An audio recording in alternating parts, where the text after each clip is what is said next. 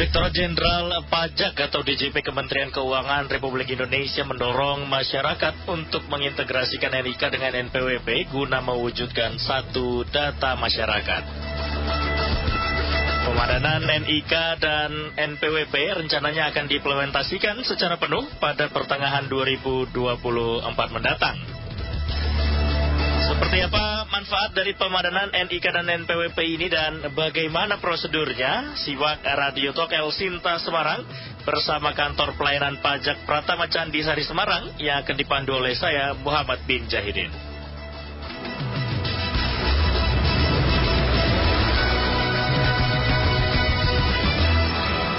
Halo, assalamualaikum warahmatullahi wabarakatuh. Selamat siang pendengar Radio El Sinta Semarang dimanapun Anda berada. Bagaimana kabarnya Anda siang hari ini? Mudah-mudahan senantiasa sehat terus ya. Karena menjelang akhir tahun semua berkumpul biasanya bersama keluarga, kemudian bersedagurau, bercengkrama begitu ya. Tapi jangan sampai melupakan tugas-tugas kita, utamanya tugas-tugas sebagai masyarakat. Nah, sudah bersama kami siang hari ini ada dua orang narasumber dari Kantor Pelayanan Pajak Pratama Candi Semarang. Ada penyuluh pajak Mas Marcelinus PW. Selamat siang Mas Marcel. Selamat siang Mas Muhammad. Dan juga ada penyuluh pajak lainnya, ada Mbak Karisma. Mbak Caca, selamat siang. Selamat siang, Mas. Iya, bagaimana nih kabarnya Mas dan Mbak sekalian? Baik, alhamdulillah puji Tuhan Mas Muhammad diberi kesehatan sampai hari ini. Sehat semua ya? Oke, menjelang akhir tahun nih, apa ini suasananya, bagaimana perasaannya ini menjelang akhir tahun? Akhir tahun, kalau dari kami, Pegawai Direktorat Jenderal Pajak cukup berbahagia ya Mas. Karena memang capaian kinerja penerimaan kita sampai dengan akhir tahun ini cukup baik, positif. Tentu itu juga nggak lepas karena kontribusi semua wajib pajak ya. Jadi kami juga mengucapkan terima kasih sekaligus untuk kontribusi semua wajib pajak atas pembayarannya dan juga pelaporannya yang hari ini mau kita ingat ini. Iya. Sebelum tadi ke sana, sebetulnya manfaat atau peran masyarakat membayar pajak itu apa sih sebenarnya, Mbak Caca atau Mas Marcel? Oke. Jadi kalau membayar pajak itu memang manfaatnya itu nggak kita rasain langsung Mas Muhammad gitu. Cuman kan kebanyakan masyarakat sekarang itu mereka beranggapannya kenapa sih kita harus bayar pajak, sementara saya nggak dapat feedback secara langsung dari pembayaran yang saya lakukan. Padahal mekanisme pengumpulan dan redistribusi penerimaan pajak itu melalui APBN ya. Jadi penerimaan negara itu kita kumpulkan dulu nih di kas negara, kemudian setelah itu kita redistribusi ke kementerian, lembaga, instansi. Nah, berdasarkan redistribusi itu barulah masing-masing kementerian, lembaga, instansi itu menjalankan proker-proker mereka. Mungkin kalau kita lihat, mungkin kalau Kementerian PU mereka bikin jalan gitu ya, atau dia bikin penerangan jalan. Kemudian kalau Kementerian Kesehatan ya di rumah sakit, atau kayak kemarin COVID itu kita subsidi COVID dan sebagainya. Kemudian dari pertahanan, dari pendidikan. Jadi memang secara langsung manfaatnya nggak kita rasakan, tetapi beberapa waktu kemudian. Jadi bayar pajak itu bukan untuk menggaji pegawai pajak ya? Enggak, ya salah satunya itu betul ya. Salah satunya semua ASN, TNI, Polri itu memang dan pejabat negara itu memang digaji oleh masyarakat yang melakukan pembayaran pajak. Tetapi tidak hanya satu-satunya pemanfaatan pembayaran pajak itu untuk gaji kami. Untuk lebih banyaknya itu porsinya untuk pembangunan umum ya, mungkin sosial. Tadi ya gaji PNS itu hanya sekian persen dibanding anggaran pembangunan jalan, lampu, jembatan dan lain-lain ya. Mbak Caca mungkin ada tambahan. Mungkin dari saya tuh mungkin banyak ya pikiran atau gambaran-gambaran masyarakat ya bahwa wah ini nanti bayar pajak lewat pegawai atau lewat orang pajaknya ya. Padahal sekarang kan semuanya sudah pakai billing.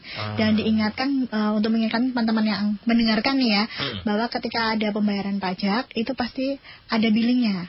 Kalau misalnya nanti juga ada seperti tunggakan pajak ya, itu pun juga ada billingnya. Jadi semuanya tuh udah menggunakan billing pembayarannya, tidak serta-merta dikasihkan pegawai yang lagi di loket atau pegawai yang ada di situ dibayarkan, tidak ya. Jadi memang semuanya sudah pakai billing. Jadi kalau masyarakat bilang wah nanti jangan-jangan untuk pegawai pajaknya dan sebagainya, itu bukan ya. Seperti itu sih. Iya, jadi bayar pajak itu bukan melalui Mas Marcel Mbak Caca ya. Bukan. Masuk ke KPP Candisari juga enggak ya berarti ya. Jadi enggak ada pembayaran pajak di kantor pajak, itu enggak ada. Semua pembayaran itu dilakukan melalui mitra ya, kayak misalnya Bank Persepsi, kantor pos, atau kalau misalnya Bapak Ibu online lewat toko itu ya, e-commerce itu ya, melalui e-commerce. Nah itu, jadi nggak ada pembayaran pajak di kantor pajak. Kalau ada wajib pajak disuruh bayar di kantor pajak, itu sudah dipastikan itu salah. Gitu. Begitu ya pendengar ya. Jadi pajak itu untuk kita juga, bukan untuk pegawai pajak atau yang lainnya. Gitu. Pembayaran juga dilakukan langsung masuk ke kas negara. Pengelolaannya untuk masa depan kita. Ini luar biasa ini. Mudah-mudahan banyak manfaat yang bisa kita dapatkan nanti ya pendengar sekalian. Dan kita ajak dulu pendengar ya, Mas dan juga Mbak Caca untuk bergabung nih, barangkali ada yang ingin bertanya atau berkomentar nih mengenai perbincangan kita hari ini. Anda bisa langsung akses line telepon kami 024 7648 9100 atau di WhatsApp atau pesan singkat kami 087721109100. Nah, hari ini kita membincangkan nih masalah pemadanan data. Apa sih sebenarnya itu pemadanan NIK NPWP? Mbak Caca atau Mas Marcel? Oke, mungkin saya dulu ya, nanti Mbak Caca nambahin. Jadi Indonesia itu punya mimpi Mas ya, punya mimpi, punya visi bahwa nanti itu suatu saat kita tuh menerapkan yang namanya, kalau di Amerika itu namanya SIN, Single Identity Number. Jadi masyarakat itu cukup punya satu nomor, itu dipergunakan untuk semua administrasinya mereka. Kalau di Amerika itu ya mereka untuk bayar teks, mereka untuk sosial numbernya mereka juga, kesehatan, asuransi dan sebagainya. Nah, Indonesia ingin mencoba menerapkan itu, dan kami dari DJP itu merupakan salah satu instansi yang pertama kali untuk menginisiasi langkah ini. Dan yang namanya menginisiasi pasti nggak mudah ya Mas ya. Nggak mudah, pasti kita masih banyak tantangan, kita masih banyak kekurangan dan sebagainya. Nah, jadi untuk menggapai visi itu, kami melakukan yang pertama adalah pemadanan NIK menjadi NPWP. Karena udah pasti setiap orang itu punya NIK, ya Mas. Bayi baru lahir itu pasti punya NIK. NIK-nya. Kalau kita mungkin mereka belum punya KTP, tapi NIK itu sudah ada. Bisa dilihat di kartu keluarga masing-masing ya. Nah, akhirnya kami mencoba untuk memadankan antara NIK dengan NPWP. Jadi kedepannya memang NPWP ini akan dihapus nih. NPWP itu akan dihilangkan. NPWP pribadi ya, NPWP pribadi. Nantinya akan diganti dengan nomor induk kependudukan. Jadi nanti Bapak Ibu kartu NPWP-nya bisa dibuang aja tuh. Ya kedepannya ya. Jadi cukup bawa satu kartu aja NIK. Dan ini memang kedepannya nggak hanya kita sendiri Mas. Kedepannya nanti semua kementerian, lembaga, instansi pasti akan melakukan penyesuaian terhadap NIK ini. Karena ya udah pasti kan semua orang terkoneksinya apa sih, satu nomor yang dimiliki semua orang untuk mengurus. Kita ngurus ke Pemkot, Pemda pasti diminta NIK. Ya. Kita ngurus apa aja deh di pelayanan publik itu pasti memakai NIK. Jadi nanti kedepannya saya yakin semua kementerian, lembaga, instansi akan mengikuti langkah ini untuk memadankan NIK menjadi mungkin nomor identitasnya masing-masing mereka itu apa, nanti akan dilebur jadi satu di NIK. Jadi nanti ini asasnya adalah kesederhanaan dan juga kemudahan Mas. Jadi nggak perlu nginget-nginget nomor NPWP, nggak perlu bawa kartu, cukup satu aja NIK. Nanti kedepannya semua data bisa dilihat di NIK itu. Iya betul. Ini kalau saya lihat nih, saya bawa NPWP saya nih, nomornya panjang banget. Ada titik, ada strip, aduh nggak kehafal lagi nih. Belum nomor HP, belum nomor HP darurat. Betul. Mbak Caca mungkin ada yang mau ditambahkan? Sebenarnya dari pemadanan ini tuh lebih ringkes ya Mas. Maksudnya tidak perlu membawa beberapa kartu lah ya, kasarannya seperti itu. Yang kedua juga manfaatnya ketika sudah dipadankan itu jadi satu pintu lah di Indonesia ini nanti, misalnya untuk layanan-layanan administrasi lainnya. Itu sih menurut saya. Jadi kalau saran saya kawan-kawan yang mendengarkan nih ya, yang belum pemadanan, yuk segera pemadanan. Memang sih nanti kita akan membahas ya, kita akan sharing terkait peraturan baru karena diperpanjang ya. Itu. Tetapi jangan sampai sebagai warga Indonesia itu kan banyak mepet aja yuk gitu ya. Betul. Jangan sampai mepet-mepet lah untuk pemadanannya, itu sih. Gitu aja. Karena sejujurnya saya masih mengingat kalau terakhir itu akhir tahun ini. Iya, betul. Dan saya baru pemadanan minggu lalu. Dan kita masuk lagi nih tadi ke pemadanan NIK dan NPWP, Mbak Caca dan juga Mas Marcel. Bagaimana sebetulnya caranya atau proses yang harus dilakukan nih bagi mungkin masyarakat yang sebagian besar udah punya NPWP udah lama gitu kan. Kalau yang baru-baru kan mungkin berarti anak-anak baru kuliah nih, baru anak-anak muda nih. Cuman bagaimana caranya, Mbak Caca? Oke, kalau caranya tuh bisa mandiri ataupun datang ke KPP terdaftar ya sebenarnya. Tetapi daripada daftar ke KPP terdaftar itu kan harus ngantri dan lain sebagainya. Diusahakan untuk melakukan pemadanan sendiri melalui DJP online-nya. Jadi web djponline.pajak.go.id maksudnya seperti itu. Tetapi ada yang mungkin belum punya EVIN nih, atau mungkin belum pernah login DJP online, itu harus meminta EVIN terlebih dahulu. Itu biasanya ke KPP terdaftar. Kalau di KPP Candisari kita bisa via WA. Di WA resminya KPP Candisari itu ada. Nah, kalau untuk syaratnya EVIN sendiri itu KTP, kemudian NPWP, email dan nomor telepon aktif. Email aktif dan nomor telepon aktif itu sekali lagi saya tekankan karena kadang lupa passwordnya, susah juga kita ya untuk aktivasi. Setelah sudah punya, bisa login, kemudian masuk ke menu profil. Nah, di menu profil itu ada beberapa kolom yang memang harus diisi, seperti salah satunya adalah NIK, email dan nomor telepon. Apabila memang sudah, berarti nanti ada tombol atau ada info valid yang warna hijau. Kalau sudah sampai itu udah valid, berarti sudah padan itu. Tetapi kalau masih merah nih ternyata diisi tetap aja merah, belum bisa valid atau masih invalid, itu nanti bisa ditanyakan ke KPP terdaftarnya. Kita akan bantu untuk cek by sistem kita. Seperti itu. Sebenarnya mudah sih, masa. Cuman kadang kan ada beberapa kendala, mungkin juga pernah dulu, zaman dulu kan masih bisa pendaftaran NPWP terus tanpa ada mengisi KTP atau KK kan masih bisa tuh. Jadi bisa dapat juga double NPWP seperti itu kan, takutnya NIK-nya itu nyantol di NPWP yang satu misalnya. Seperti itu kasus-kasusnya yang tidak valid ya. Tapi kalau yang udah cuma diisi NIK terus kemudian valid itu udah aman ya. Nah, yang mungkin yang beberapa kasus yang belum valid itu bisa ditanyakan ke KPP terdaftar. Seperti itu sih. Oke. Mas Marcel, ada tambahan? Ya, nambahin dikit kali ya Mas. Ya ini kan kalau sekarang zamannya udah online ya. Kalau udah online ngapain sih harus datang ke KPP? Kalau bisa KPP itu sepi gitu loh Mas. Nggak ada orang yang datang. Kalau Candisari sih sepi kemarin. Sepi kan Mas. Saya ngantri cuma nunggu satu, habis itu cus selesai. Ya, karena memang sekarang semua layanan kami DJP ini udah mulai beralih ke online. Jadi semuanya sudah dipusatkan di DJP online itu. Nah, tadi tinggal melakukan aktivasi dan akses DJP online, semuanya di menu profil. Dan kalau semisal dicek di menu profil itu datanya udah valid, ya udah berarti aman ya. Tapi kalau ternyata belum valid, ya silakan dilakukan validasi, disesuaikan nama, tempat tanggal lahir, dan juga nomor NIK-nya. Kalau ternyata setelah divalidasi berdasarkan KTP masih nggak bisa, ya nanti bisa koordinasi dengan KPP. Nanti kita cari kenapa kok nggak bisa padannya itu Mas. KTP terdaftar. Nah, selain manfaat tadi satu data, apalagi sebenarnya yang bisa diterima manfaatnya bagi para kawan pajak ya, kalau istilahnya ya, kawan pajak, Mbak Caca atau Mas? Aku dulu ya, mungkin nanti Mas Phil menambahkan. Sebenarnya kan salah satunya itu kan tadi satu pintu ya. Nah, beberapa pelayanan di Indonesia ini kan banyak ya. Kalau di aturannya sendiri yang terbaru tuh di PMK 136 tahun 2023, karena kan sebelumnya PMK 112 tahun 2022 nih. Itu tuh ada aturan yang salah satunya adalah layanan pencairan dana pemerintah. Nah, ini kan penting juga ya. Betul. Kemudian ada layanan ekspor impor. Nah, ini bagi kawan pajak atau teman-teman yang mendengar yang suka menjual di luar negeri atau membeli barang di luar negeri yang memang dalam jumlah besar, itu kalau masalah nanti belum pemadanan, nah ini bermasalah nih, tidak bisa menggunakan layanan tersebut. Kemudian layanan perbankan dan sektor keuangan lainnya. Nah, biasanya kan banyak masyarakat yang menggunakan perbankan ya.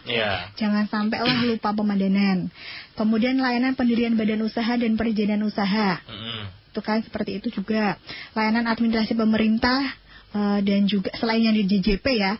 Kemudian juga layanan yang mensyaratkan atau mengharuskan menggunakan NPWP. Jadi memang intinya muter-muter aja nanti kalau misalnya lupa ya. Kadang kan manusia ada lupanya ya Mas ya.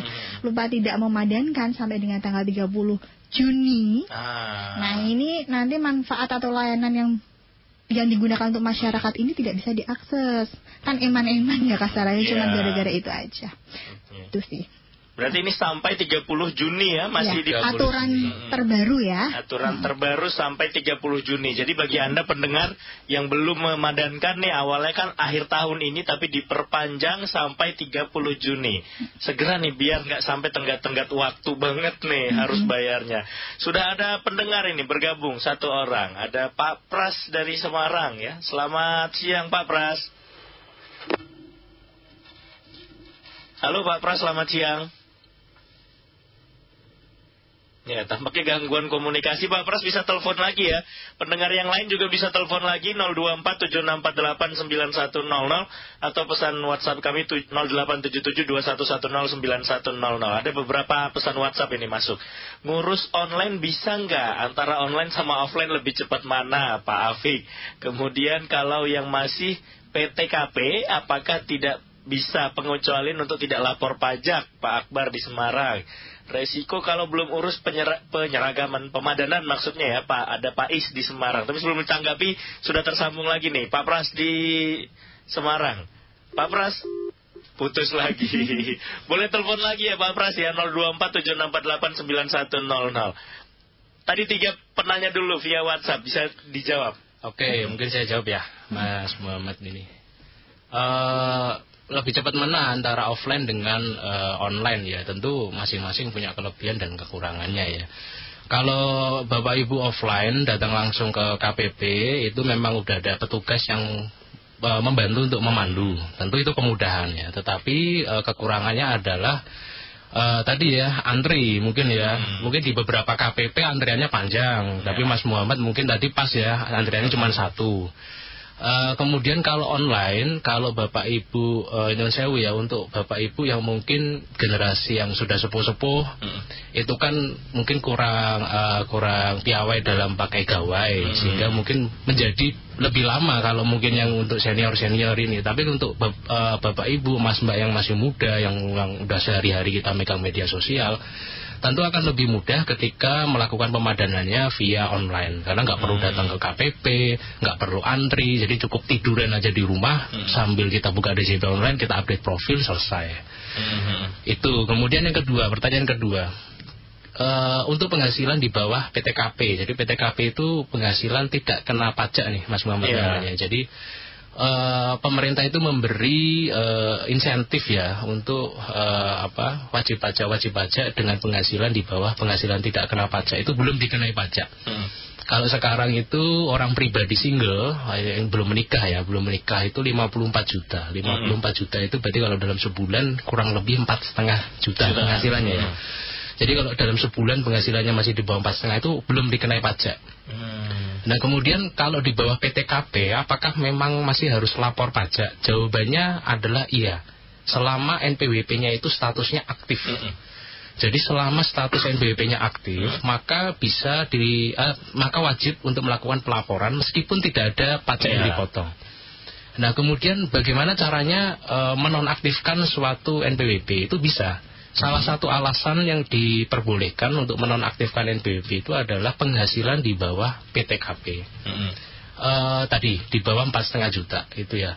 Nah, tetapi kalau semisal Bapak Ibu nonaktifkan sementara Bapak Ibu masih memiliki pekerjaan atau masih melakukan ngurus ini, itu nanti akan terkendala kalau statusnya nonaktif ya.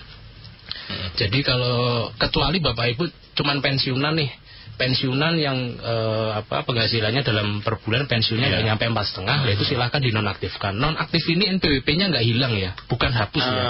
NPWP-nya tetap ada, tapi dia status kewajiban pajaknya berhenti, tidak perlu dilakukan sampai suatu saat dia melebihi atau tidak memenuhi lagi sebagai wajib pajak nonaktif gitu. Jadi untuk di bawah PTKP kalau nggak mau lapor bisa diajukan nonaktif NPWP, tetapi harus disertai dengan bukti pendukung yang kuat bahwa memang penghasilan saya di bawah PTKP dan bahwa memang saya kedepannya kayaknya nggak mau ngurus apa-apa deh, ibaratnya gitu ya. Sehingga nanti bisa dilakukan penonaktifan setelah punya surat penonaktifan itu nggak perlu lagi lapor SPT. Tahan dulu, Mas Marcel, sudah tersambung lagi nih tadi dengan Pak Pras. Pak Pras, selamat siang. Halo. Iya, sudah tersambung. Silakan Pak Pras. Iya. Mau tanya, bulan Maret itu saya urus SPT atau Februari itu udah diurusin sekalian belum ya? Apa yang tadi itu diseragamin Nah itu udah diseragamin apa belum? Atau saya kudu ngurus lagi ke kantor itu? Oke, kemarin berarti ngurus SPT langsung ke kantor begitu ya Pak Pras ya? Iya. Baik, ada kendala apa begitu mungkin Pak pas pengurusan? Kemarin saya lupa ingat cuma ke counter atau ada yang ngurusin gitu, pokoknya dibantu urus buat data diri saya. Iya. Sudah sempat cek juga di DJP online atau belum? Nah itu saya nggak paham banget. Oke, mungkin nanti bisa cek DJP online dulu ya. Tapi nanti kita dengarkan jawaban dari para penyuluh yang di sini. Terima kasih Pak Pras. Ada lagi yang mau ditanyakan? Itu dulu. Baik, terima kasih Pak Pras. Sehat selalu. Ya ini satu pendengar lagi. Mungkin bisa dijawab, dilanjutkan. Oke. Mau lanjut yang WA dulu apa Pak Pras? Boleh, yang Pak Pras dulu nggak apa-apa. Biar nggak nungguin. Jadi gini Mas, tadi saya sampaikan bahwa validasi ini kami juga melakukan. Artinya kami juga melakukan pemadanan data antar sistem DJP dengan Disduk Capil ya. Nah sebagian besar memang berhasil tervalidasi, tapi ada sebagian lagi yang dia tidak berhasil tervalidasi. Nah bagaimana cara ngeceknya? Nah ini Pak Pras kan tadi minta tolong temennya ya, minta tolong bantuan orang. Saya nggak tahu sih di KPP atau minta bantuan temennya ya. Sebenarnya ngeceknya sederhana aja Bapak Ibu semuanya, bisa dibuka DJP online-nya tadi Mas Pres. Buka DJP online di menu profil. Kalau di situ tulisannya sudah valid, artinya sudah selesai nih kewajibannya. Tetapi kalau ternyata statusnya tidak valid, silakan dilakukan validasi. Tadi saya sudah sampaikan juga, validasi itu ada 3. Nama, kemudian TTL, tempat tanggal lahir, dan yang terakhir adalah nomor induk kependudukan. Kalau sudah disesuaikan dengan KTP, kemudian dicek validasi berhasil, selesai. Tapi kalau ternyata masih ada kendala lagi, misalnya masih ada tidak kesesuaian dengan data Disduk Capil, nanti akan dibantu oleh KPP terdaftarnya Bapak Ibu itu untuk melakukan pemadanan secara manual. Nanti akan kita cari tahu nih kenapa nih nggak padannya itu kenapa gitu. Jadi sederhananya bisa dilihatnya di DJP online masing-masing di menu profil. Itu Mas Muhammad. Mbak Caca ada mau tambahan? Mungkin izin nambahin ya. Tadi selain membuka DJP online-nya lihat di profil, bisa juga langsung sampling login menggunakan nick ya. Jadi ketika bisa nih login menggunakan nick dan passwordnya yang biasanya digunakan, login berarti sudah valid, biasanya seperti itu. Baik, ini saya coba buka nih DJP online saya, pakai NIK sudah bisa ternyata. Dan saya buka di profil, status validasi data utama valid. Wah, sudah ACC berarti saya ya? Aman. Tidak perlu bayar pajak? Baik. Baik. Tadi ada satu pendengar lagi yang belum terjawab, tapi saya lengkapi sekalian ya. Ini ada 2 pesan WhatsApp lagi masuk nih, Mas Marcel dan Mbak Caca. Tadi Pak Is ya yang tanya resiko, nanti mungkin bisa dijelaskan lagi. Terus ada Pak Yono nih, bisa disiapkan untuk pemadanan di desa-desa enggak? Karena warga kami kebanyakan petani, mungkin agak sedikit kesulitan untuk menggunakan gadget begitu. Ada lagi Mas Mul dari Undip Tembalang. Mahasiswa dari luar, apakah bisa melakukan pemadanan dari KPP terdekat jika tidak bisa melakukan pemadanan online? Gitu. Mungkin bisa menjawab Mas Marcel dan juga Mbak Caca. Oke, makasih Mas Muhammad. Ini pertanyaannya bagus-bagus sih. Yang pertama terkait resiko pemadanan. Tadi sebenarnya Mbak Caca udah jelasin ya. Resiko pemadanan itu nanti kalau nggak dilakukan nih Bapak Ibu nanti akan terbatas aksesnya ke beberapa layanan publik. Layanan publik itu ya layanan yang melibatkan pemerintah ya, ekspor impor, kemudian nanti juga layanan perbankan akan terganggu. Kemudian kalau Bapak Ibu ada yang berencana mendirikan badan usaha, itu juga nanti perizinannya juga akan terganggu gitu ya. Jadi nanti beberapa layanan publik itu akan terhambat. Dan kebiasaan masyarakat Indonesia itu kan gini Mas, kalau belum kepentok masalah dia belum beresin nih yang menjadi kewajibannya gitu ya. Jadi saya selalu menyarankan ke Bapak Ibu itu kalau bisa ini pemadanan udah diperpanjang jadi 30 Juni tahun 2024. Kalau bisa sekarang segera melakukan pemadanan, jangan nunggu sampai nanti habis waktunya baru bingungin. Biasanya orang begitu tuh. Nanti datang ke KPP udah bingung gimana caranya, gimana ini begini dan begitu. Akhirnya malah jadi keburu-buru ya gitu ya. Jadi nanti jangan sampai terbatas untuk mengakses layanan publiknya di Bapak Ibu. Kemudian pertanyaan berikutnya, bagaimana untuk pemadanan di desa-desa nih, bisa nggak disiapkan ya? Ya sebenarnya bisa Bapak Ibu ya. Jadi di masing-masing KPP itu selalu ada tim yang siap untuk ditugaskan kalau semisal memang diperlukan untuk datang langsung ke lapangan nih Mas Muhammad ya. Dan itu bisa juga nanti dilakukan secara kolektif. Secara kolektif itu maksudnya gimana? Maksudnya nanti Bapak Ibu misalnya pengelola kelompok usaha tani gitu misalnya ya bisa bersurat ke KPP di mana kelompok usaha tani Bapak Ibu itu terdaftar. Minta tolong dalam suratnya itu intinya adalah minta tolong untuk ditugaskan pegawai untuk misalnya menjadi narasumber atau menjadi pendamping atau asistensi dalam rangka pelaksanaan pemadanan NIK menjadi NPWP itu sehingga nanti nggak perlu nih satu-satu datang ke KPP, nggak perlu, malah kita aja yang datang, siap jemput bola kita jemput bola, kita datang. Nanti perlu disiapkan apa nih? Biasanya pasti kalau di kami akan komunikasi dulu dengan kelompok tersebut. Misalnya FIN-nya udah punya belum? Kalau belum, ya udah yuk kita ajuin dulu. Terus misalnya passwordnya udah ada belum? Udah aktifasi belum? Kalau belum, ya udah yuk kita aktifasi dulu. Sehingga ketika kami datang ke sana itu sudah posisi ready untuk dipadankan. Itu bisa. Jadi secara kolektif, yang penting bersurat aja. Mungkin ketua kelompok taninya ke KPP di mana kelompok tani itu terdaftar. Sebelum dijawab, ada pendengar lagi nih sudah bergabung di ujung telepon. Pak Andi di Dewi Sartika Semarang. Selamat siang Pak Andi. Selamat siang Mas. Iya, silakan Pak Andi. Gini narasumber ya ini ya. Iya betul, ada penyuluh dari KPP Pratama Semarang. Itu saya mau tanya Mas. Itu saya kan punya tanah, tapi sertifikat pajaknya belum dipecah. Tapi saya selalu bayar pajak tiap PBB. Itu tiap tahun itu 100.000. Padahal tanahnya itu belum tentu bayarnya 100.000. Maka saya akan mengajukan PBB sendiri. Walaupun itu berapa saya ambil, saya bayar. Saya sudah ke sana daerah udah jauh sekali, udah 3 kali itu sudah surat kelurahan, sudah ada saksi, sudah ada jumlah tanah saya, sudah ada meterainya. Tapi nyatanya dia mau minta hak waris. Kalau saya minta hak waris kan susah tuh Mas. Ada yang masih di Kalimantan, ada masih di terus saya mau kemana? Baik. Pasti kan menggunakan ongkos kalau menemui anak-anaknya gitu. Baik. Ada lagi Pak Andi? Sudah, saya yang mohon pertolongan supaya saya bisa mendirikan PBB sendiri. Baik, nanti coba kita dengarkan jawaban dari para penyuluh ya Pak Andi ya.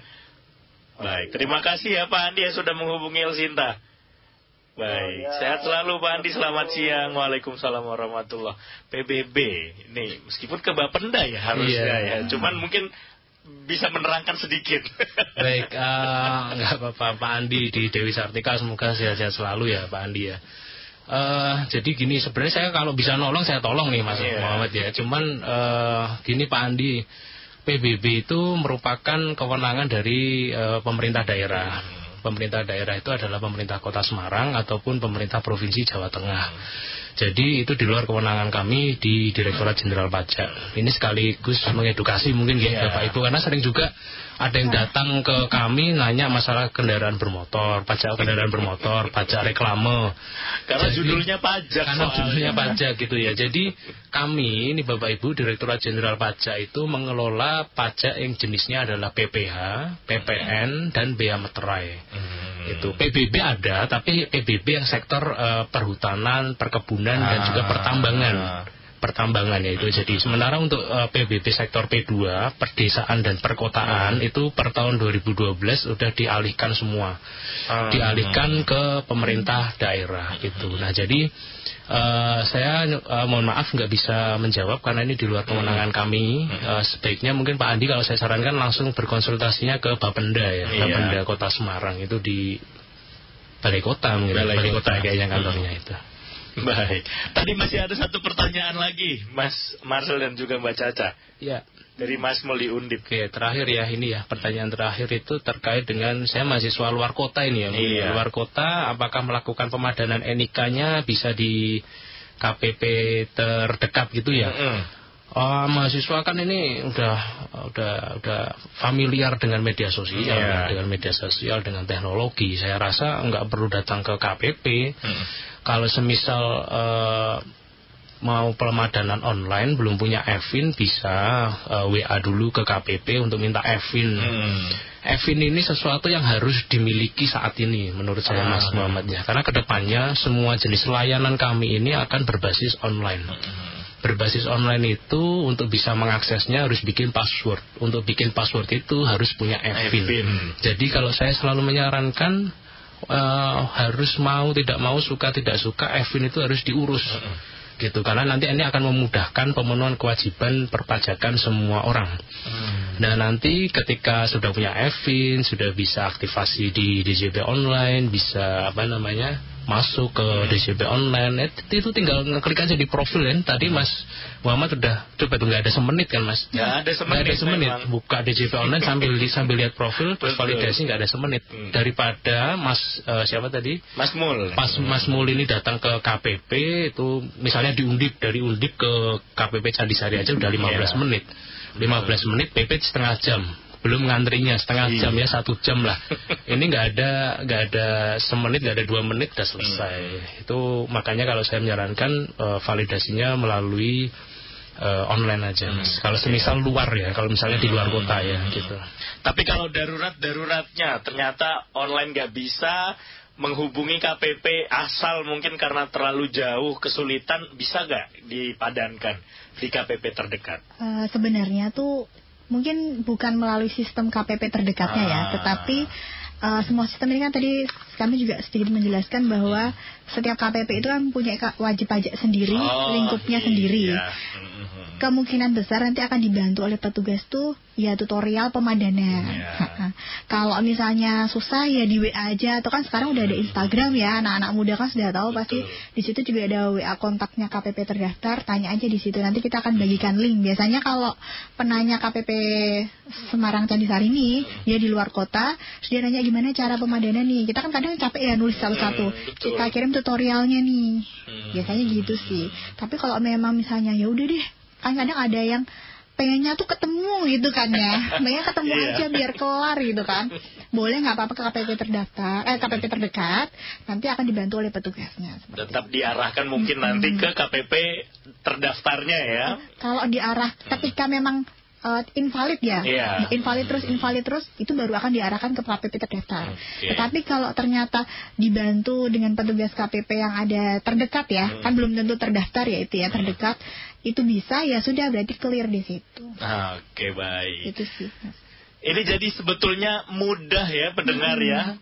Kalau yang hafal NIK atau mungkin NPWP lamanya, passwordnya juga masih utuh, langsung aja buka DJP online, tinggal ngklik, selesai, valid gitu. Kalau memang mau yang agak repot sedikit, silahkan datang ke KPP terdekat atau terdaftarnya ya, Mbak Caca, Mas Marcel. Tapi tadi kalau lebih efisien ya di rumah sajalah, biar nggak usah ngantri. Iya, betul. Sebagai penutup mungkin pembahasan kita, Mbak Caca, Mas Marcel, bisa diingatkan kembali mungkin pendengar kita untuk kemudian memadankan dan apa saja keuntungan dan juga tadi barangkali hal-hal yang tidak didapatkan ketika pemadanan tidak dilakukan. Oke, baik. Mungkin ada 4 poin yang bisa digarisbawahin. Yang pertama adalah pemadanan NIK menjadi NPWP. Jangan sampai mepet-mepet. Aturan terbaru di PMK 136 itu kan sampai 30 Juni atau 30 bulan 6 ya. Itu jadi sebisa mungkin segeralah melakukan pemadanan, karena ada beberapa kendala nantinya apabila teman-teman semua yang mendengar nih lupa pemadanannya. Lupa nih, saya bilang bukan mepet ya, lupa aja. Terus yang kedua mungkin SPT tahunan, karena ini kan akhir tahun ya. SPT tahunan itu ada 2. Yang pertama untuk orang pribadi dan badan. Orang pribadi itu jatuh temponya akhir Maret untuk orang pribadi. Tapi apabila memang sudah mendapatkan bukti potong dari kantornya, segera dilapor. Misalnya biasanya kantor tuh membuat tuh akhir tahun ya, itu dilapornya Januari lah, paling lebih cepat lebih baik lah ya, kasarannya seperti itu. Kalau untuk SPT tahunan badan, jangan lupa itu paling lambat adalah April, akhir April. Dan kebalik ya, ini kadang kalau kebalik serem juga ya. Nah, akhir April. Apa sih ketika lupa melaporkan SPT tahunan orang pribadi dan lupa melaporkan SPT tahunan badan, itu akan dikenakan sanksi administrasi atau denda lah ya kasarannya. Kalau untuk orang pribadi itu dendanya 100.000. Ya kalau memang mau minta denda aja deh repot ya silahkan. Sayang 100.000 makan 2 hari kalau saya. Iya, itu untuk orang pribadi. Apabila untuk badan itu 1 juta. Nah, kalau misalnya badan udah deh nggak apa-apa telat aja, jadi kan ya udah nggak apa-apa 1 juta ya.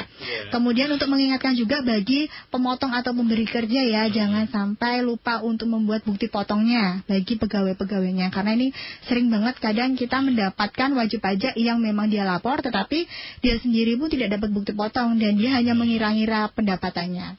Sebenarnya kalau mungkin di bawah PTKP itu tidak masalah, tetapi ketika nanti ternyata penghasilannya di atas 60 juta lah ya, itu kan perlu yang namanya bukti potong. Betul itu sih sekali. kalau dari saya. Mas Marcel ada tambahan? Cukup kali Mas. Cukup ya, baik. Berarti ya ini akhir tahun PR dari masyarakat adalah awal tahun melaporkan SPT ya Mbak Caca dan juga Mas Marcel ya. Kalau sudah dilakukan pemadanan, apa yang bisa digunakan untuk melaporkan ini? Apakah masih harus pakai NPWP yang lama atau NIK? Loginnya tetap menggunakan NIK bisa. Udah langsung bisa valid lah ya, maksudnya bisa login. Kemudian saya mengingatkan kembali ya, kalau sudah pernah lapor online ya, DJP online ya, sudah pernah menggunakan DJP online ya, tidak bisa lapor manual. Jadi mau nggak mau harus lapor online. Tetapi apabila ini kan 1 tahun sekali nih, lupa nih caranya, boleh nanti datang ke KPP untuk pelaporan secara online, tetap online nih, kita pandu melalui DJP online, tetapi tata caranya tatap muka langsung dengan petugas bisa. Karena memang ada beberapa KPP itu nanti ada satgasnya lah ya, ada petugasnya nanti untuk membantu SPT tahunan. Baik, apa saja yang perlu dilaporkan nanti di SPT tahunan, Mbak Caca, Mas Marcel? Oke, jadi yang dilaporkan itu sebenarnya kalau kita udah rutin lapor ya pasti udah hafal ya kita laporin. Yang pertama tentu penghasilan, karena kan kita melihatnya dari penghasilannya. Kalau Bapak Ibu yang kerjanya sebagai karyawan itu setiap tahun berhak dapat yang namanya bukti potong pajak. Itu cuma selembar aja nih Bapak Ibu ya, cuma selembar, tapi isinya adalah rekapitulasi total penghasilan plus bonus-bonus dan sebagainya dalam 1 tahun, dan pajak yang sudah dipotong oleh pemberi kerjanya masing-masing itu berapa. Kalau Bapak Ibu yang pengusaha kan nggak ikut orang ya, jadi mereka diminta untuk melakukan rekapitulasi sendiri penghasilannya, dan juga penghasilan yang sudah dan juga pajak yang sudah dibayarkan setiap bulan oleh para pengusaha ini. Kemudian kalau badan usaha itu sesuai standar akuntansi kan, mereka tiap tahun harus bikin laporan keuangan ya, laporan laba rugi dan neraca. Nah itu juga harus disiapkan. Itu kan ada komponen penghasilan dan juga biaya-biaya. Jadi yang pertama dilaporkan adalah penghasilan. Kemudian yang dilaporkan berikutnya adalah harta yang Bapak Ibu miliki. Ini memang nggak ada aturannya, nilainya berapa itu nggak ada. Karena kalau saya bilang ballpoint nggak usah dilaporin, sementara ada nih ballpoint yang harganya 5 juta, 7 juta, ya kan? Saya nggak bisa bilang bahwa nilainya berapa, nggak ada. Kemudian yang kedua adalah yang berikutnya adalah kewajiban atau hutang. Hutangnya ini adalah hutang yang di lembaga keuangan ya, bisa bank atau koperasi atau leasing, jadi atau kartu kredit juga ya termasuk. Jadi kalau utang ke temen ya nggak usah dicatat lah itu. Termasuk utang online? Utang online ya, selama memang dia terdaftar di OJK ya. Kalau yang nggak terdaftar di OJK kan kita nggak akuin. Selanjutnya yang perlu disiapkan lagi adalah data anggota keluarga. Data anggota keluarga itu ya meliputi, kalau kita menikah ya, saya menikah, istri dan juga anak-anak saya. Nah, kelebihan dari laporan online itu, Mas Muhammad, adalah kita bisa mengambil data dari tahun lalu. Maksudnya gini, misalnya saya punya aset, kayak misalnya Mas Muhammad yang asetnya banyak ya, misalnya punya 100 aset gitu ya. Kalau setiap tahun harus nulis satu-satu kan capek, repot, ya kan? Betul. Kemudian kalau lapor secara online itu kita ada menu untuk bisa narik data laporan harta pada tahun lalu, sehingga kita tinggal mengedit aja. Mengedit itu kalau semisal asetnya udah hilang ya kita hapus, asetnya berubah kita edit, gitu ya. Kemudian begitu pula dengan kewajiban atau utang. Nah, ini kalau ini Mas Muhammad kan dikit lah ya, nggak ada malah jadi nggak bisa ngambil data tahun lalu karena kosong data tahun lalunya.